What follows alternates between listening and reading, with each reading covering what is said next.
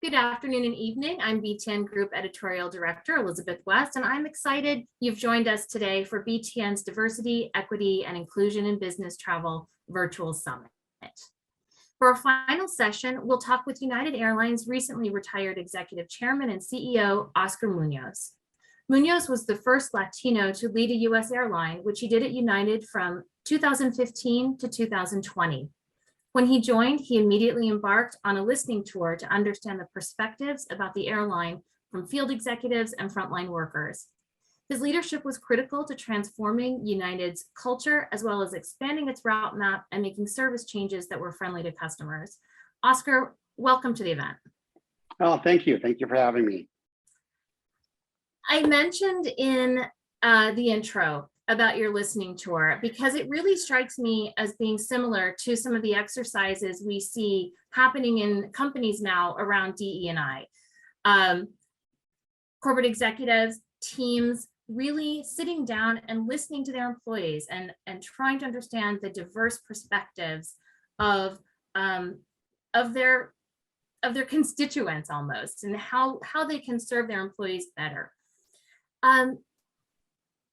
I'd like to ask you then, before we even get started on the other parts of the interview, to describe the power of listening and how it has shaped your success as a leader. Well, it's a great question. It's been a powerful instrument that I learned from probably, back to the concept of diversity, back to my heritage to a degree, but we can talk about that later. I have a famous, infamous saying that I do. It's the concept of listen, learn, and only then can you lead. When you take over a troubled entity like I did at United Airlines back in 2015, it was a turnaround situation. And the definition of turnaround, that many things are broken. I have found from a pure leadership and organizational perspective is that trying to determine what the first thing to start with is probably the most crucial moment upon engaging on this turnaround aspect, because there's so many to fix. And so figuring out that first one is so critical that you can have lots of information from consultants and bankers and lawyers. Everybody in the world has an idea and a viewpoint. But when you run an industry like we do, it's so people-centric, it's so customer-oriented, it's such a wide breadth of people across so many venues. What better way to really understand what's troubling than to hear them directly? And so that was the impetus for my listening tour at United. And interestingly, what we came out of it was regaining the trust of our employees was our first mission, our critical mission. And that was nowhere on anybody's guiding path or anybody's information or analytical research. And that came solely from our organization, which I think was what led to a lot of the success and the embracing of what we attempted to do at United. And do you see a similarity of companies now sort of gathering their employees and actually trying to do what you did, which is to listen to them and say, as our diverse employee set, how do you feel about the organization and what could be improved here? Do you see that sort of parallel? Yes, of course, it's a start, but like anything else, and which is why my phrase is listen, learn, and then lead. Oftentimes we read things or hear things, so we have to go listen to people. And so, people embark on this, check the box, listen, well, I went to 17 different locations and people told me a bunch of stuff. And then I went to 17 more. So we've listened. And then when you sort of digest all the information, you go on an action path that doesn't relate to what people think they've told you. The learn part is truly, just like you and I as a human, if I'm telling you a story and you dismiss it in a way or you don't remember it, was that really listening? Yes, you were attentive and you nodded your head a couple of times, but the learn part is, okay, I asked you some questions, you gave me some information back, here I am back yet again, here's what I think I heard, here's what I think I learned, is this correct? That's the most crucial point. And that, unfortunately, is the part that takes the most time and process. But from a human dynamic perspective, it's very engaging because nobody can say, well, yeah, he stopped by and said a few words and, like everybody else. No, he came, he saw, he stayed, he asked questions back, he came back after that. That's a meaningful thing.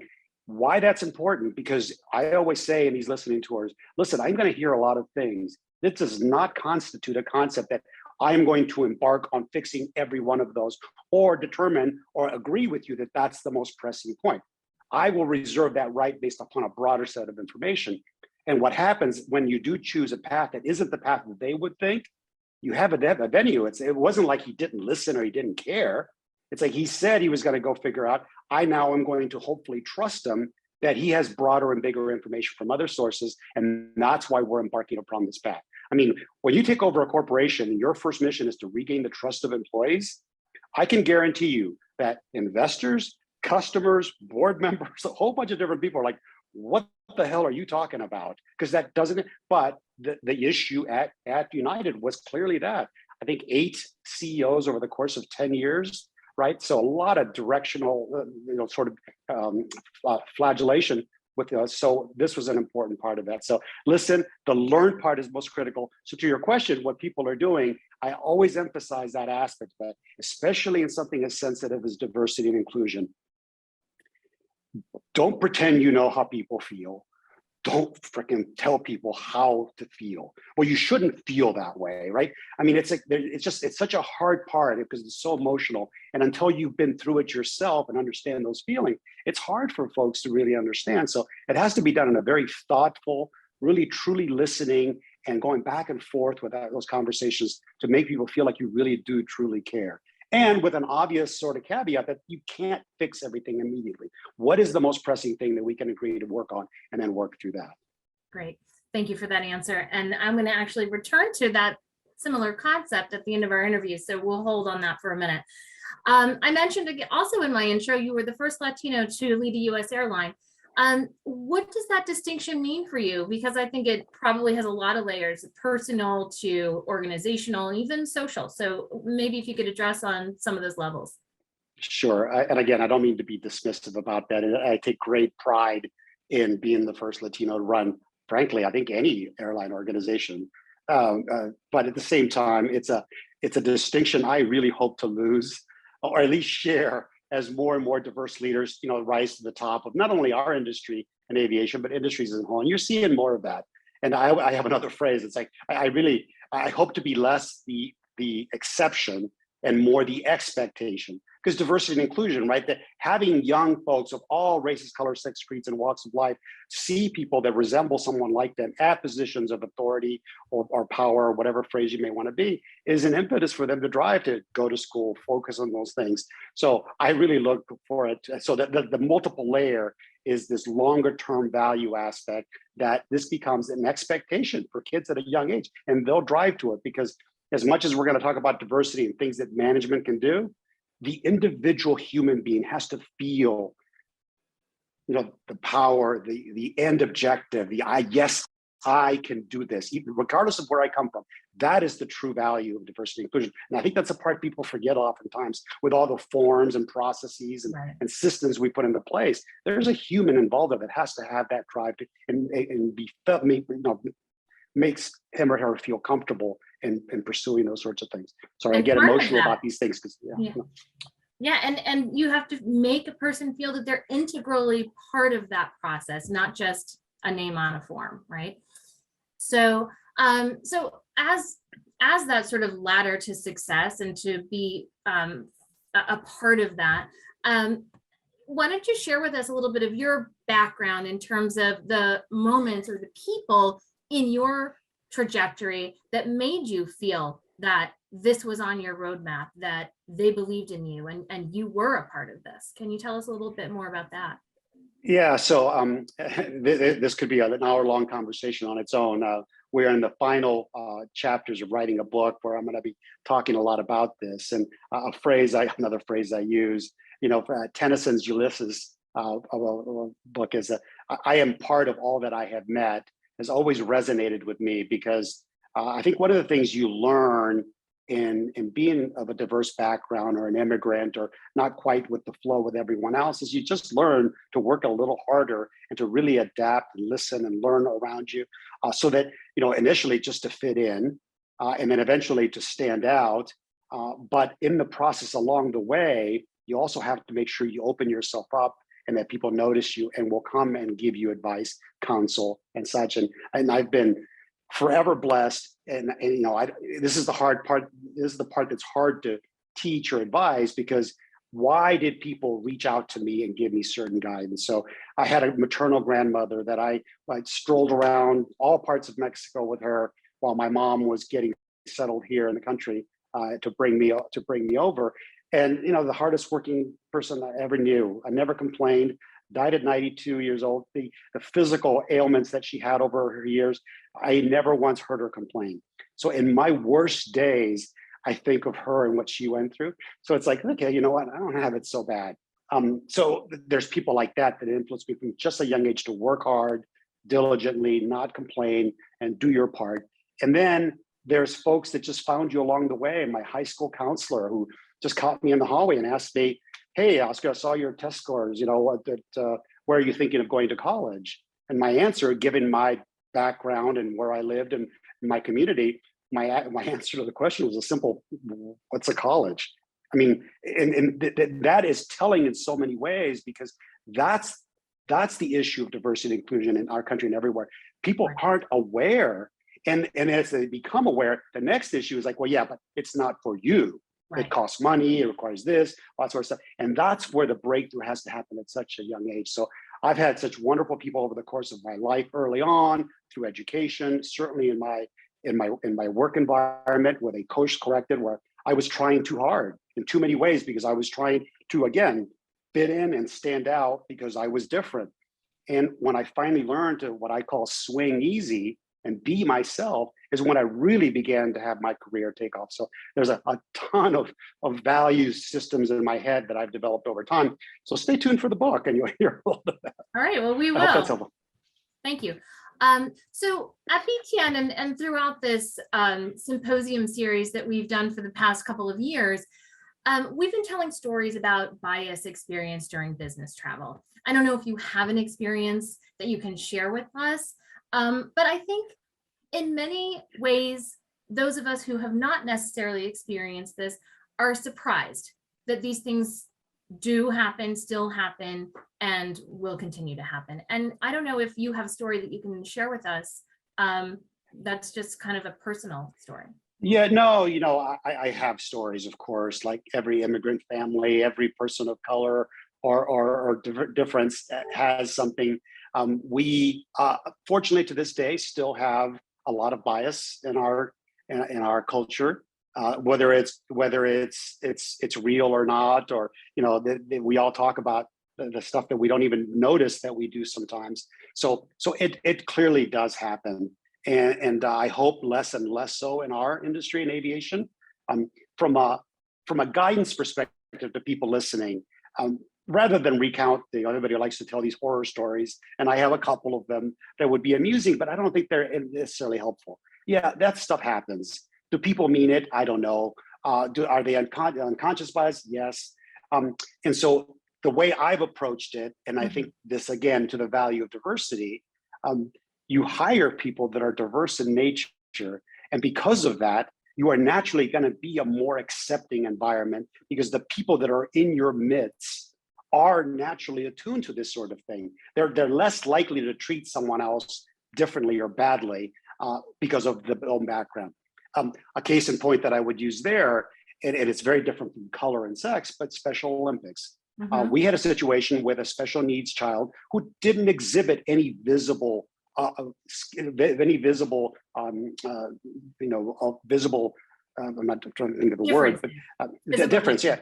But indeed, high-end functioning autism. And we had a situation where one of our folks just didn't recognize them, was giving the young man instruction, and we had an altercation, which immediately in today's world blows up to a possible big issue. But what we did immediately is embrace, because of our association with Special Olympics, we embraced the family, embraced the child, and initiated on a training program for all our flight attendants when they are in their regular training, to understand that this is yet another aspect of diversity and inclusion that you have to be aware of. Just because someone isn't listening doesn't mean that there's something there. And so by involving yourself and creating that awareness makes that difference. So we can always do more in this space, but these stories are hopefully going to decline by the more diverse group that you have and the more training and awareness and embracing it quickly. I mean, I reached out to the family like instantly And as angry as they were, you try to talk, not to avoid a PR thing, but just to have a meaningful, genuine human dialogue about what happened and why it's difficult for people that aren't in that space to be aware of those things. Not an excuse, but then importantly, I always say proof, not promise. We will get better. No, here's what we are going to do so that indeed we get better is an important aspect. And I think following up on what you just brought to the table, which is to hire more diverse employees and to make to create an environment where lots of perspectives are embraced and someone on that team is going to recognize this difference or be empathetic to that experience. I think this is a business decision to be diverse. And I think a lot of people think of DE&I as kind of a social movement, and it is, but for corporate America, it's a business decision as well. You want to talk about that a little bit and why, how diversity creates successful companies? I mean, it's as simple as that old phrase, knowledge is power. We are so inclined to think a certain way sometimes that we don't realize that from a business perspective, the value of a ever increasing diverse, younger generational, different lifestyles who have different needs from your product. And with, if you keep this myopic view of how you've always approached it, you're never going to see that. It is, the phrase that 10 minds are better than one is hard for people that are really intelligent to understand, because their brain tells them, I don't need anybody else. In all walks of life, but certainly in this one, the diversity of thought and approach is great. And so, if you think of an airline and then you think of the travel aspect, that the type of people that are travel are varied and wide for sure. And when you understand them, an example I would use, in the Latino space, I helped found the Latino Donor Collaborative, which is in essence a data think tank where we gather all the information so that there's one place where people, if they want to know about the Latino cohort in America, Latino cohort, they can go to one place. And what you'll find there, that it is, okay, it's large and it's growing and it's almost 18% of the population versus others. But at the same time, you also realize that 1 million people a year are becoming voters. The affluence level, families over 100,000 are growing at a disproportionate rate to any other ethnic minority. They are very loyal, they're very conscious, they're digitally native. And this is the greatest thing from my perspective, if you add up all the Latino cohort in America, if you add up their GDP, their economic buying power, they would be essentially the 7th largest nation in the world. Wow. And so what we do with that information, we go to what I call capital allocators, CEOs of industries, like, hey, Bill or Mary, did you know that this customer base is not only growing, has money, is very loyal, and is a big part of your community, but yet you don't market to them. You don't do the things that you're supposed to. And I find that for me, that approach to diversity is more than just hire more, put more on boards, which of course you should do because you get the same value. But this is a truly win-win. This is a growing part of your business. They are a growing part of your customer and profit. Why would you not do the things that you do? But most people aren't aware. So back to my opening answer, is that knowledge is power. And so from a business perspective, rather than forcing people to do things, make them aware of the value that's created for both. And I think people follow, because any good business leader is like, wait, what? 80% of a certain large company that I don't know, I was mentioned, realized that 80% of their growth over the next 5 years was going to come from the Latino cohort. And it's like, oh, and so things shift around and they get, they do things to make those customers even more sticky. Right. I do think there is a growing willingness of companies, and you're talking about market opportunities and things that will be missed if you don't have the awareness among your leadership. But I also think in the past few years, corporate America has, I'm using corporate America in quotes, Sure. corporation and leaders have taken a stand on issues that have been fairly controversial, voter rights, LGBTQ freedoms, and things that align with groups that they need to court and include in their business. And I think companies like Disney, Delta Airlines, and others have gotten into some pretty sticky situations with their local governments to say, listen, you're gonna penalize us financially for taking this stand on a business issue that benefits us. How does that balance? How do corporations decide how to and when to take a stand? So I have probably been in the midst of several of those early on. So I am a good, not necessarily an example, but I can share my viewpoint on how I approach this. Okay. It has to be genuine. There are so many people who fall into camp just because it seems to be the popular thing to do, to take a stance left or right on whatever issue and issue some, nicely worded statement from your PR team that makes the supposed impact. I believe people see through that. And for all of us that are in the CEO community and know other people, kind of know when that's happened. Interestingly, from a backdrop, trust as a general barometer in other institutions like politics, government, media have actually declined. Like 10, 15 years ago, corporations were the least trusted. They are now increasingly the most trusted. I think the issues of the summer of 2020 plus COVID have really helped elevate America. So we are now, as CEOs, even at a much more of a sort of a spotlight about the things that we say. Young consumers are incredibly adamant about their brands and what they do and what they don't do. And so what it becomes down to you as a leader is deciding kind of when and how to speak up when you're running a company of tens of thousands of people who all have different diverse viewpoints. It is very difficult, and it has to be balanced. And so back to my opening, it has to be authentic and it has to be genuine. Just by way of example, I spoke up in defense of Dreamers in 2017 because how could I not do that? Probably the most interesting one was guns. I don't have a personal philosophy on guns, but I know that the Parkland shooting involved the daughter of one of our pilots, 14 years old. I went and visited that family on a weekend.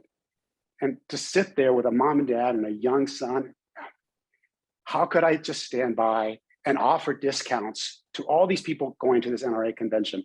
That was personal, I said, because of the way it affected our folks. That's meaningful. Now, I got a ton of, oh my God, this shouldn't be personal. CEO, it wasn't personal and it was a personal philosophy. I had to sit in the family with some senseless killing. It's like, this is crazy. This is what we got to do. So it was a tragedy, and I didn't use it for any other point other than we had to take a stance because I have 100,000 employees who not all of them wanted that, but supported that in a sense because they knew that it came from a heart as opposed to anything. It wasn't something made up that I just wanted to do it. So that's my approach. Don't make it political, make it a little personal and explain why you're doing it. And not everyone's going to. But I'll tell you, not saying anything is also, that's deafening in a lot of places. Yeah. But again, it has to be authentic would be my viewpoint. And it's a delicate balance for sure. So it's not a calculation that you're making. It's a genuine, it has to be genuine. Okay. Right. Well, listen, I have two more questions for you. Sure. United, among quite a large number of other companies, has tied part of its CEO compensation to DEI objectives. Is this the impetus that's needed to drive DEI through an organization, or is it just, what role does it play?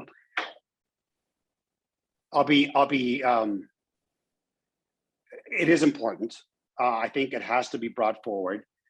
But like anything else, what is it that you're measuring and how is it being measured? Mm-hmm. And again, is it just, because it's a difficult thing to accurately metricize. And so, yes, it's a good idea. Yes, it should be part of it. I think increasingly we have to improve what it means. Back to some of the comments that we talked about earlier. How are you actually dealing with inclusion in the market? So let's say you brought people in, okay, and what we know happens, all right? It's like, okay, I got brought into this cohort of diverse employees, and so now I'm kind of being singled out as I didn't really earn my place here. I'm being allowed to be here because of my race color, and so you have to fight through those things. You also have to fight through the what are they called? Microaggressions that are just natural that people sometimes don't know. How do you allow an individual to comment and to talk to someone? It's like, listen, I don't want to be a pill about this, but my manager every morning when I walk in says, oh, there she is again, our vocal person, and because she just happens to be of color or something, or a woman for that matter. And people don't want to raise those up because they don't want to be problem children, but it's, you know, you don't want to be every time you walk in the room, it's like, oh, there she is, the editor of it. It's just one of those things that you have to work. So there are so many humane, human outreach, listening kind of concepts that have to be instituted and initiated in order to make these the DEI focus and the compensatory factors a little bit more important. It depends on the metrics would be my answer. All right. And I want to ask one other question, which is, if you had a magic power, which I'm assuming you don't, but if you did, what one aspect of DEI would you want to instantly realize in the corporate space? Oh gosh, I think, and it's this isn't very, it's the concept of unconscious bias. If you are listening to this, you've never taken one of the many online tests or people that provide that walks you through, because all of us think, not me, I don't have any bias, and you take those things and you're like, ugh. And it could be a myriad of things. Understand where you're just naturally wired for no fault of your own to understand that. I would institute that and just make sure that you're aware of that. It's the same thing we do with our personal leadership capabilities. We all have strengths and opportunities, and those are always brought up. In a human sort of DNA way, we have unconscious bias as well. And if we could learn how to do that a little better, I think I would institute that across the world. All right, great. And so I guess my kind of follow-up to that is, like, since you're not magic, what step do you take? And I'm assuming that would be training. That would be to roll out those types of things. Yeah, again, I'm much more tangible. And while training is very important, it takes curriculum, it takes people, you have to take tests. What is it? How do you evaluate actual practices? So how are promotions made at the most junior levels? Right? Back to this concept of you're accepted, you're capable, early on, I'm letting you know that you have capability. My career, I grew up in an environment where there was no diversity. I am pretty darn certain that everything I earned because of merit, because there was no one looking out, hey, there's a brown kid, let's put him in this place. There was none of that. And so at an early place, I realized that I was being promoted at different levels based upon merit. That gives you the confidence that you are indeed part of something. So how we made those promotions at a junior level would be something that I would look at, because just our evaluative tools are so out of date, and then we miss hidden talents that are needed in this new space of the DEI that are hidden within our organization, and you just don't know that they're there because we just don't traditionally look for them. Oscar, thank you so much for joining us today. I really appreciate your comments, and I know that our audience will take some of these insights home and hopefully make change in their own companies and their own programs, and just learning those transferable ideas that you can take from a great leader into your own life. So thank you so much for joining us today. And I'd like to again thank our audience for sticking with us through our DE&I symposium today. And I'm going to throw this back over to Jen Bankard, who is going to close out the program. Thank you, Oscar. Thank you so much, Beth, and thanks to you and Oscar for that fantastic conversation. I want to thank all of our speakers who joined us today, and I hope that all of you found the insights and content that they shared to be valuable. As we close out the event, I just want to take a moment to point out a few events that we have on the calendar already. So hopefully you can join us if you'll be at the GBTA convention in a few weeks for our Travel Manager of the Year Awards. We have our 4th annual Business Travel Lodging Summit scheduled here in New York on September 22nd, and the 9th annual Innovate here in New York City on October 24th. We have many other events coming up with dates to be announced soon, so please be on the lookout for that. Finally, I just want to give one more round of thanks to our sponsors for this event series, American Express Global Business Travel and DEEM. We very much appreciate your support of this incredibly important topic. And I want to thank all of you who joined us, whether you were able to join us last month or just for today. Again, it shows your commitment to the importance of diversity, equity, and inclusion in business travel. Please be on the lookout for a very short survey. We appreciate any and all feedback that you have about the event. And with that said, enjoy the rest of your day. Thank you.